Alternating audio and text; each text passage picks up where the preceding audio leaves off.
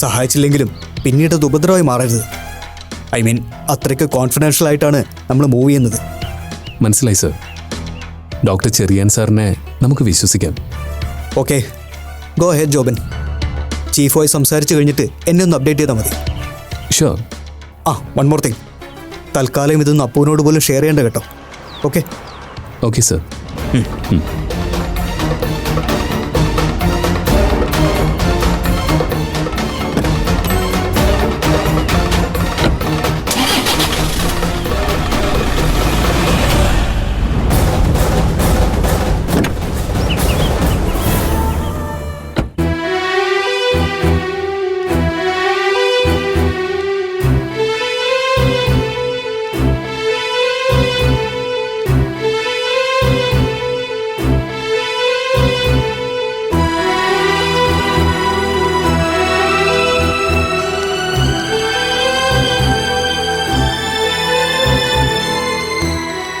അമ്മ ഇതുവരെ കിടന്നില്ലേ?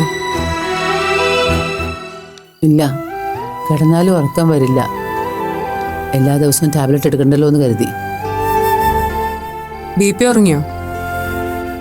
കിടന്നു, ഉറങ്ങിയിട്ടുണ്ടാവില്ല. BP ഡോക്ടറെ കാണിക്കുന്ന കാര്യത്തിൽ അമ്മ എന്ത് തീരുമാനിച്ചു? ജോബി ഡോക്ടർ ഒരു സൈക്കാട്രിസ്റ്റിന്റെ കാര്യം അമ്മയോട് പറഞ്ഞിട്ടുണ്ടെന്ന് പറഞ്ഞല്ലോ. പറഞ്ഞു. കേസിന്റെ കാര്യം എന്തെങ്കിലും ഒരു തീരുമാനമായിട്ട് ഡോക്ടറെ കൺസൾട്ട് ചെയ്താൽ മതിയല്ലോ എന്ന് ആലോചിക്കായിരുന്നു ഞാൻ. ആ കാര്യത്തിൽ ഉടനെ തന്നെ ഒരു തീരുമാനമാവും തോന്നുന്നു. അത് നിന്നോട് ആര് പറഞ്ഞു? നന്ദൻ സാറ് കുറച്ചു മുമ്പ് എന്നെ വിളിച്ചിരുന്നു. നന്ദൻ എന്ത് പറഞ്ഞു? CI അന്വേഷണം പൂർത്തിയാക്കി റിപ്പോർട്ട് സുപ്പീരിയർ ഓഫീസർക്ക് ഹാൻഡ് ഓവർ ചെയ്തതായി വിവരം കിട്ടിയിട്ടുണ്ട്. അങ്ങനെയാണെങ്കിൽ ഉടൻ തന്നെ ആ റിപ്പോർട്ട് കോടതിയിൽ ഹാജരാക്കും. മനുഷ്യാവകാശ കമ്മീഷൻ കൂടി കക്ഷി ചേർന്ന കേസായതുകൊണ്ട് കോടതി ഉടൻ തന്നെ ട്രയൽ നടത്തുന്ന നന്ദൻ സാർ പറയുന്നത്. അപ്പോ BP കോടതിയിൽ ഹാജരാക്കേണ്ടി വരില്ലേ? ഉറപ്പായിട്ടും വേണ്ടി വരും. നമ്മളെ 3 പേരെയും കോടതി വിളിപ്പിച്ചേക്കും. ചിലപ്പോ അമ്മയ്ക്കൊരു ഇളവ് കിട്ടിയേക്കും. പക്ഷേ എന്നെ അച്ഛനെയും കോടതി വിചാരണ ചെയ്യുന്നുള്ള കാര്യം ഉറപ്പാ.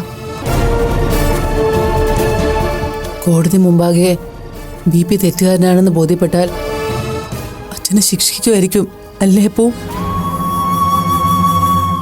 കേസായി, അന്വേഷണമായി, ഇനി വിചാരണയും വിധിയൊക്കെയാണ്. കോടതി BP കുറ്റക്കാരനാണെന്ന് കണ്ടെത്തിയാൽ ശിക്ഷ അനുഭവിക്കേണ്ടി വരും. കൊള്ളാം, നന്നായി. ഇത്രയും നാളത്തെ ജീവിതത്തിനിടയിൽ ഒരു പോലീസ് സ്റ്റേഷനിലോ കോടതി വരാന്തയിലോ ആ മനുഷ്യന് വാദിയായിട്ടോ പ്രതിയായിട്ടോ പോയേണ്ടി വന്നിട്ടില്ല. ഇപ്പൊ ആദ്യമായിട്ട്, അതും ഇങ്ങനെ ഒരു മാനസികാവസ്ഥയില്. എന്നെ ഒറ്റപ്പെടുത്താതിരിക്കാൻ വേണ്ടിയായിരുന്നെങ്കിലും ഇങ്ങനൊരു ഗതി അച്ഛന് വരുത്തരുതായിരുന്നു. അപ്പോ അതിനുവേണ്ടി ഓരോ ദ്രോഹവും BP നമ്മളോട് ചെയ്തിട്ടില്ല. അമ്മ, ഇതൊക്കെ ഇങ്ങനെ തീരുമെന്ന് ഞാനും അറിഞ്ഞില്ലല്ലോ. അറിയില്ലായിരുന്നെങ്കിൽ അറിവുള്ളവർ പറയുന്നത് കേൾക്കണമായിരുന്നു. 4 ചൂരകൾക്കുള്ളിൽ ഒതുങ്ങേണ്ട ഒരു ഇഷ്യൂ ഇപ്പൊ ഇത്രയാക്കി എടുത്തത് കൊണ്ട് നീ എന്ത് നേടിയപ്പോ? എന്നോടെങ്കിലും ഒന്ന് പറഞ്ഞതാ. BP അയാളുടെ പാടിന് വിട്ടിട്ട് നമുക്ക് എങ്ങനെയെങ്കിലും ജീവിക്കാന്ന് 1000 വട്ടം കാല് പിടിച്ച് പറഞ്ഞതല്ലേ ഞാൻ. കേൾക്കാൻ നീ തയ്യാറായോ? അച്ഛനേക്കാൾ വാശിയായിരുന്നല്ലോ. എന്നിട്ട് എന്ത് നേടി? എനിക്ക് മനസ്സിലാകുന്നില്ല അപ്പോ. എനിക്ക് ഒന്നും മനസ്സിലാവുന്നില്ല. ഇതിന്റെ പേരിൽ നിന്നെ കുറ്റപ്പെടുത്തിയിട്ട് ഒരു കാര്യമില്ലെന്ന് എനിക്കറിയാം. എന്നാലും ചിലതൊക്കെ ആലോചിക്കുമ്പോ സങ്കടവും നിരാശയും കുറ്റബോധവും കൊണ്ട് വല്ലാതെ അങ്ങ് പൊള്ളിപ്പോവാ ഞാൻ. ഒന്ന് ചോദിക്കട്ടെ അപ്പോ, ഇങ്ങനൊരു ശിക്ഷ നേടിക്കൊടുക്കാൻ മാത്രം അച്ഛൻ നമ്മളോട് ചെയ്ത തെറ്റെന്തായിരുന്നു? ഒരു പുരുഷായുസ്സുകൊണ്ട് സമ്പാദിച്ചത് മുഴുവൻ, ഈ വീട് ഉൾപ്പെടെ, നമ്മുടെ 2 പേരുടെയും പേരിൽ പകത്ത് വെച്ചിട്ടാ ആ മനുഷ്യനെ ഈ വീട് വിട്ട് ഇറങ്ങിപ്പോയത്.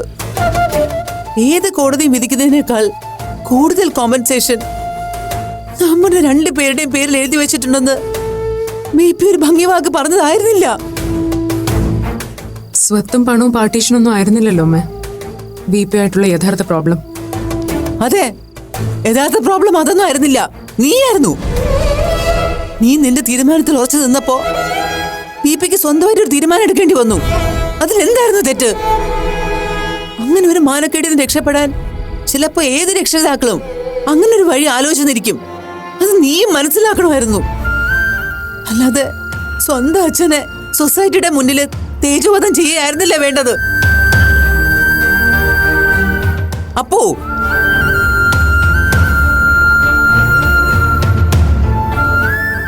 കോടതി ഈ കേസിൽ എന്തൊക്കെ നടപടികളാണ് എടുക്കുന്നതെന്ന് എനിക്കറിയില്ല. എനിക്കത് അറിയുകയും വേണ്ട.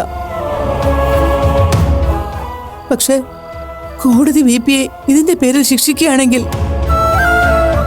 ആ ശിക്ഷ VP തനിച്ചായിരിക്കില്ല അനുഭവിക്കുന്നത്. അത് ഉറപ്പിച്ചോ?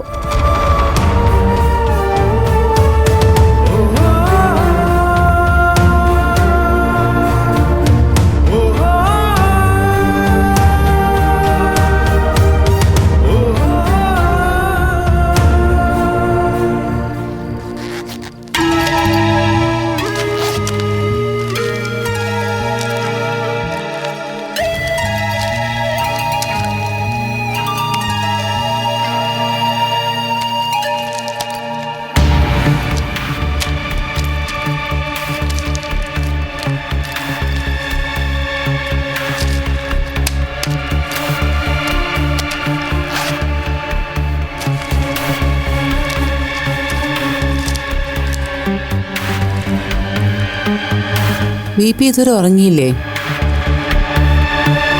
എന്താ ഇതിലിപ്പോ ഇത്ര കാര്യമായിട്ട് തിരയുന്നത്? ഞാനൊരു സാധനം തരിക. അതെന്താന്നാ ചോദിച്ചത്? അത് ഇതിലുണ്ട്. ഞാൻ ഇതിലാ വെച്ചത്. ഇതിലെവിടെയോ ഉണ്ട്. അതെന്താണെന്ന് പറഞ്ഞാൽ ഞാൻ നോക്കിയിട്ട് തരില്ലേ? എല്ലാം ഇങ്ങനെ വലിച്ചുവാരിടണോ? എന്താ നോക്കുന്നെന്ന് പറയുന്നേ. ഞാൻ നോക്കിയെടുത്തോളാം. എന്നാ തെരഞ്ഞു കണ്ടുപിടിച്ചോ.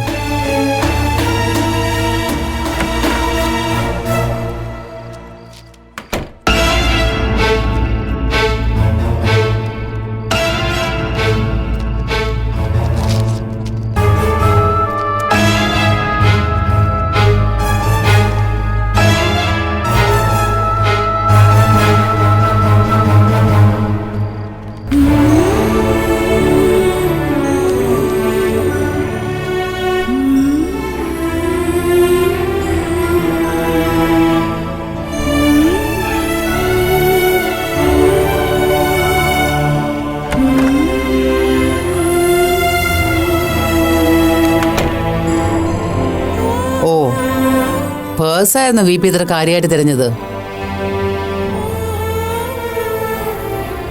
എന്താ ഇത്ര കാര്യമായിട്ട് നോക്കുന്നത്? ഇത് നമ്മുടെ ഫോട്ടോയാ.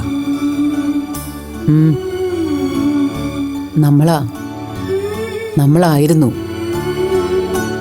ഇത് ഞാൻ, ഇത് ഇയാള്, പിന്നെ ഇത്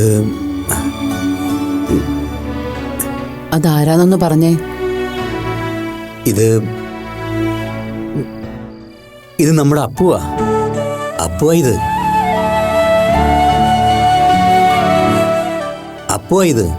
നമ്മുടെ അപ്പു. നമ്മുടെ അപ്പുവാ VP. ഇത് അപ്പുവിനെ VPക്ക് കാണണ്ടേ? വേണം. അപ്പു അവളെവിടെയപ്പോ? അപ്പു ഇവിടെ ഇല്ല VP. VPക്ക് അപ്പുവിനെ ഇഷ്ടമല്ലല്ലോ, അതുകൊണ്ട് അവൾ ഇവിടെ നിന്ന് പോയി. എനിക്ക് അപ്പുവിനെ ഇഷ്ടമാ. എന്നിട്ടാണോ VP അപ്പുവിനെ കഴുത്ത് ഞെരിച്ച് കൊല്ലാൻ നോക്കിയത്? എന്തിനായിരുന്നു അന്നങ്ങനെ ചെയ്തത്? അവള് നമ്മുടെ അപ്പുവല്ലേ? അത് നമ്മുടെ അപ്പുവൊന്നുമല്ല. ഇതാ നമ്മുടെ അപ്പു. ഈ അപ്പുവിനെ എനിക്കിഷ്ടാ. ഈ അപ്പു എവിടെയാ ഇപ്പോ? ആ അപ്പു ഇനി വരില്ല VP. നമുക്ക് നമ്മുടെ മോള് നഷ്ടപ്പെട്ടു പോയി. അപ്പു ആൺകുട്ടിയാ ഇപ്പോ. ഈ അപ്പു എവിടെയാന്നാ ചോദിച്ചത്? എവിടെയാ? അപ്പു വരും വി പി. അവൾ ഉടനെ വരും. വി പി കിടന്നു. എനിക്ക് വേണം, ഇതെനിക്ക് വേണം.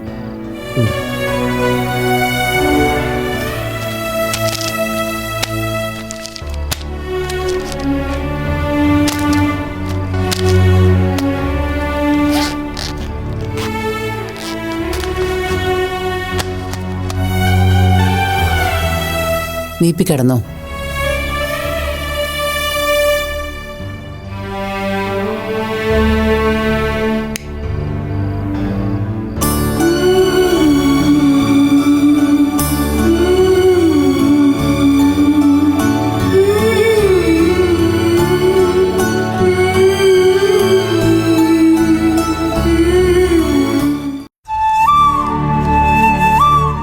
വൈകിട്ട് നേരത്തെ വരോ അതോ ഇന്നലത്തെ കൂട്ട് ലേറ്റ് ആവോ? അതൊന്നും ഇപ്പോഴേ പറയാൻ പറ്റില്ല. ലേറ്റ് ആവുമെങ്കിൽ ഞാൻ വിളിക്കാം.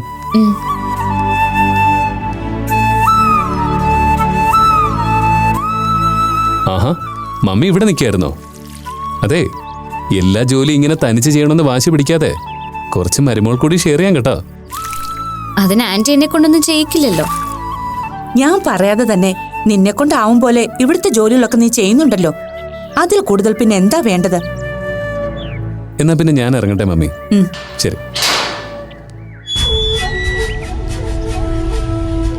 ഹായ് അപ്പു, താനെന്താ ഈ നേരത്ത്? അത് ഒരു മുന്നറിയിപ്പും ഇല്ലാതെ? അതെന്താ ഡോക്ടറെ, എനിക്കിവിടെ വരാൻ മുൻകൂട്ടി അനുവാദം വാങ്ങേണ്ട ആവശ്യമുണ്ടോ? എന്താ ആന്റി, ഇനി മണവാളിനും മണവാട്ടിക്കും നമ്മുടെ പ്രസൻസ് ഒരു ശല്യമായി തോന്നുന്നുണ്ട്. പുതിയ നിയമം വല്ലതും പാസ്സാക്കിയിട്ടുണ്ടോ? നീ പേടിക്കണ്ട അപ്പു. ഞാൻ ഇവിടെ ഉള്ളിടത്തോളം കാലം നിനക്കെതിരെ ഇവിടെ ആരും ഒരു നിയമവും പാസ്സാക്കാൻ ഞാൻ സമ്മതിക്കില്ല. പോരെ? എന്താണ് മാഡം, നമ്മളെ കണ്ടിട്ടൊന്നും മൈൻഡ് ചെയ്യുന്ന കൂടിയില്ലല്ലോ. ഞാൻ വന്നത് മണവാട്ടിക്ക് ഇഷ്ടായില്ലെന്നുണ്ടോ? അത് ശരി. ഇനി എന്നെയാണോ നീ ടാർഗറ്റ് ചെയ്യാൻ പോകുന്നത്? നീ വന്നത് ഇഷ്ടായില്ലെന്ന് ഞാൻ പറഞ്ഞോ? രാവിലെ അൺഎക്സ്പെക്റ്റഡ് ആയിട്ടുള്ള ഈ വരവും ഫുൾ നെഗറ്റീവ് ട്രാക്കിലുള്ള സംസാരവും ടീച്ചറെ, നമ്മുടെ അപ്പുക്കിളി എന്തോ പ്രശ്നം ഉണ്ടാക്കിയിട്ടുള്ള വരവാണെന്ന് തോന്നുന്നല്ലോ. ലക്ഷണം കണ്ടിട്ട് എനിക്കും അങ്ങനൊരു സംശയം ഇല്ലാതില്ല. എന്തു പറ്റിയപ്പു? രാവിലെ ഗീതയോടോ വിജയോടോ വഴക്കിട്ടിട്ടാണോ നീ ഇങ്ങോട്ട് വന്നത്? ഏയ്, ഞാൻ ആരോടും ഒരു വഴക്കിനും പോയില്ല. അവിടെ നിന്നാ ചിലപ്പോ അതൊക്കെ വേണ്ടി വരുമെന്ന് തോന്നി. അങ്ങനെ എല്ലാരോടും വഴക്കിടാൻ തോന്നാൻ മാത്രം ഇപ്പൊ എന്താ തന്റെ പ്രശ്നം? അങ്ങനെ പ്രത്യേകിച്ചൊരു പ്രശ്നം ഇല്ലെന്നേ. വെറുതെ വീട്ടിൽ ഇരിക്കുമ്പോ ഓരോന്നാലോചിച്ച് ഭ്രാന്ത് പിടിക്കാൻ തുടങ്ങി. അതിന്റെ കൂടെ വീപ്പിയും കൂടെ കാണുമ്പോ അസൂയോ ദേഷ്യോ അങ്ങനെ എന്തൊക്കെയോ തോന്നിപ്പോവാ. അതാ കുറച്ചേരം എങ്ങോട്ടെങ്കിലും മാറി നിൽക്കാൻ തോന്നിയത്.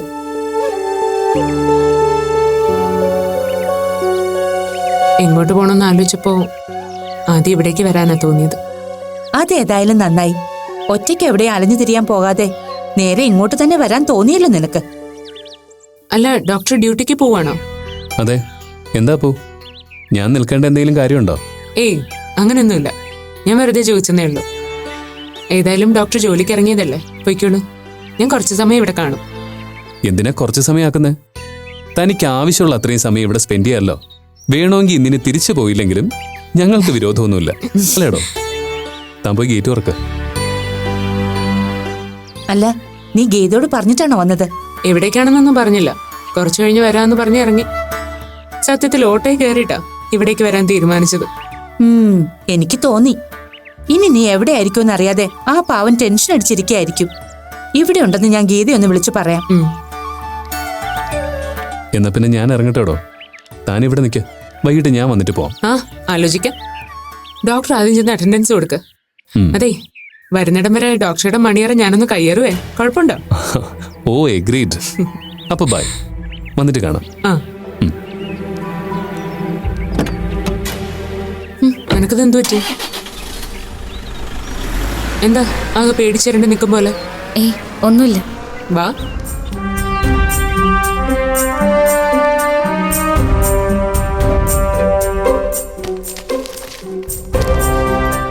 ഞാൻ സീരിയസ് ആയിട്ട് ചോദിച്ചതാ നിന്നോട്. ഞാൻ വന്നാല് നിനക്ക് എന്തെങ്കിലും ഇഷ്ടക്കേട്ടുണ്ടോ മാണു? നിനക്കിതെന്തു പറ്റി? എപ്പ വന്നാലും ഇത് തന്നെയാണല്ലോ ചോദിച്ചുകൊണ്ടിരിക്കുന്നത്. എന്താ, നിനക്ക് എന്നെ കണ്ടിട്ട് അങ്ങനെ തോന്നിയോ? തോന്നിയതുകൊണ്ടാണല്ലോ ചോദിച്ചത്. അങ്ങനെ എന്തെങ്കിലും ഉണ്ടെങ്കിൽ തുറന്നു പറയണം കേട്ടോ. സമയാവട്ടെ, പറയാം. ആദ്യം നിനക്കെന്താ പറ്റിയെന്ന് പറ. എനിക്കെന്ത് പറ്റാൻ? അല്ല, പെട്ടെന്ന് ഫ്രസ്ട്രേഷൻ കയറി വീട്ടിൽ നിന്ന് ഇറങ്ങിപ്പോരാനും മാത്രം എന്താ സംഭവിച്ചത് അവിടെ? ഫ്രസ്ട്രേഷൻ അടിക്കാൻ പ്രത്യേകിച്ച് കാരണങ്ങൾ തേടി വേറെങ്ങും പോകണ്ടല്ലോ. എന്റെ വീട് തന്നെ ഫ്രസ്ട്രേഷന്റെ ഒരു കടന്നൽ കൂടല്ലേ. പക്ഷേ ഇങ്ങോട്ടേക്ക് വന്നത് നിന്നെ കാണാൻ തന്നെ കേട്ടോ. എന്നെ കാണാനോ? അതെ, എന്റെ ആ ഗുഡ് ഓൾഡ് സോൾമേറ്റിനെ കാണാൻ.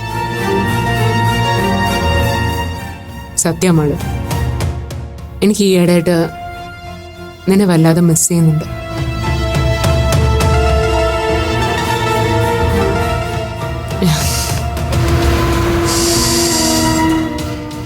ആഹാ, നിന്റെ മണം ഇതുപോലെ ഒന്ന് ഫീൽ ചെയ്തിട്ട് എത്ര നാളായി. പണ്ട് നിന്റെ എന്റെയും ബെഡുകൾക്ക് നമ്മുടെ മണമായിരുന്നു. ഇന്നലെ എപ്പോഴോ ഉറക്കത്തിലൊരു സ്വപ്നം കണ്ടു. പഴയതുപോലെ അപ്പവും മാളുവും നിന്റെ മുറിയിൽ കെട്ടിപ്പിടിച്ച് കിടന്നുറങ്ങുന്നത്.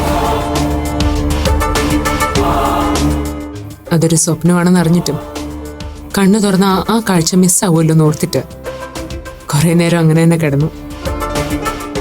രാവിലെ ഉണർന്നപ്പോൾ മുതൽ നിന്നെ ഒന്ന് കാണണമെന്ന് ഭയങ്കര ആഗ്രഹം.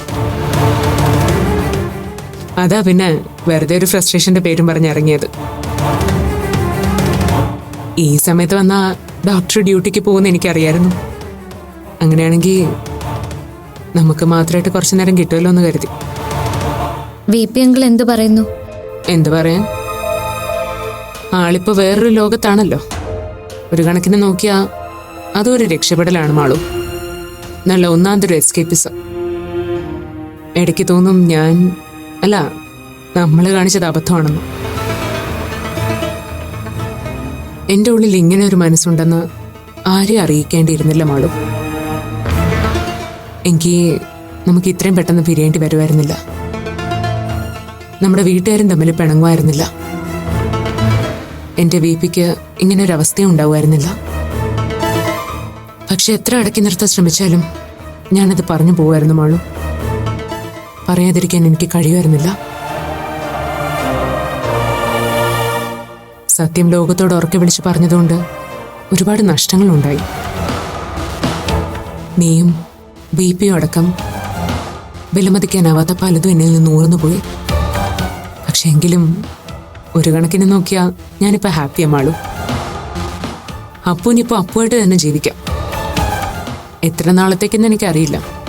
എങ്കിലും ഈ ചെറിയ ജീവിതത്തിൽ ഞാൻ ഹാപ്പിയാ. വളരെ വളരെ ഹാപ്പിയാ.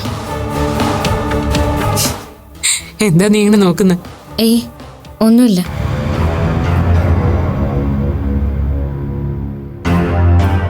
നിന്റെ കഴുത്തില് ഞാൻ കെട്ടിയ താലി. എടോ ഭാര്യ, താലി കെട്ടിയ പുരുഷനെ ഇങ്ങനെ തുറച്ചു നോക്കുന്നത് ശരിയല്ലെന്ന് നിനക്ക് അറിഞ്ഞൂടെ എന്റെ ഭാര്യ? അപ്പോ പ്ലീസ് എന്നെ അങ്ങനെ വിളിക്കരുത്. അതെന്താ നിനക്കൊരു വിഷമം പോലെ? താലി കെട്ടിയ സ്ഥിതിക്ക് നിന്റെ യഥാർത്ഥ ഭർത്താവ് ഞാനാണല്ലോ. നീ പേടിക്കണ്ട. ഡോക്ടർ കൂടെയുള്ളപ്പോ ഞാൻ നിന്നെ ഇങ്ങനെ വിളിക്കാനൊന്നും പോകുന്നില്ല. ഈ അവകാശം നമ്മൾ രണ്ടുപേരും മാത്രം ഉള്ളപ്പോ. എന്താ? അപ്പോ നമുക്കൊന്ന് പുറത്തു പോയാലോ? എനിക്ക് നിന്നോട് ചിലത് സംസാരിക്കാനുണ്ട്. ഓ യെസ്, പിന്നെന്താ, ഞാൻ റെഡി. സത്യം പറയാലോ, പറ്റിയ നീയുമായിട്ട് കുറച്ചു നേരം എവിടെയെങ്കിലുമൊക്കെ കറങ്ങണമെന്നുണ്ടായിരുന്നു. താങ്ക്സ് മാളു, നീയായിട്ട് ഓഫർ ഇങ്ങോട്ട് വെച്ചതിന്. എന്നാ നമ്മൾ പുറത്തു പോകുന്ന കാര്യം നീ ചെന്ന് DC ആൻറ്റിയോട് പറ. ഞാൻ അപ്പോഴേക്കൊന്ന് റെഡിയായി വരാം. ഓക്കെ.